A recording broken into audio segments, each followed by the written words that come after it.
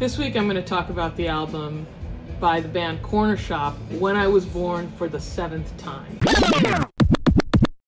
This came out in 1997. Let's start with the band name, Cornershop. What is a corner shop? Well, it's a UK term for a news agent. So let me not use another word that you may not know to describe the first word. Corner shop might be most akin to a bodega in the States, and it was sort of a stereotypical business that Desi immigrants ran, so sort of a play on the words. Cornershop was founded by Jullendar, and it's a rock band from the Midlands.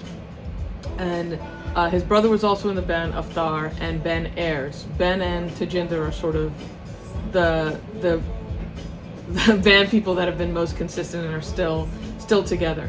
They put out 9 albums. This is the 3rd one. So they've been around since '91. The first recorded album was '93.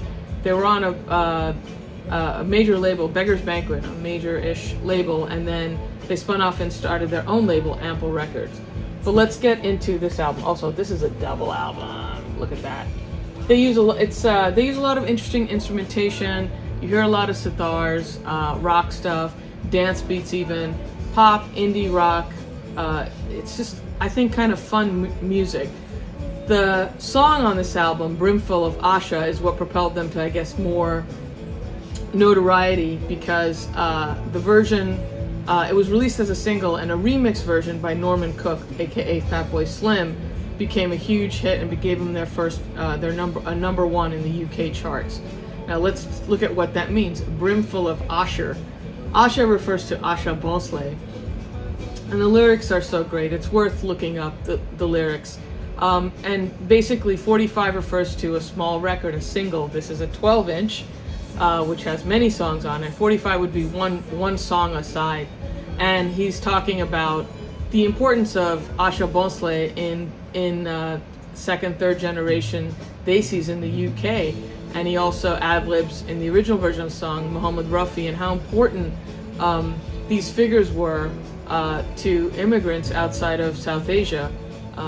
But what I like most about this record is a cover version of a song by the Beatles, Norwegian Wood, which is sung by John Lennon, and it's musically it's basically sitar. So Tajinder Singh takes that record and does a Punjabi version cover of the song, word for word. It doesn't even rhyme, but it's really interesting. He's done that before, where he sung some songs in complete Punjabi. In the album before this, Woman's Gotta Have It, Jullendar Share is also in complete Punjabi. So that's interesting to hear that in a rock context. It's basically reappropriation of appropriation. The Beatles took the sitar, put it in their music, and Tajinder Singh took it back. They've also collaborated with MIA, Noel Gallagher, a bunch of different musicians. They also have side projects, more dancey stuff.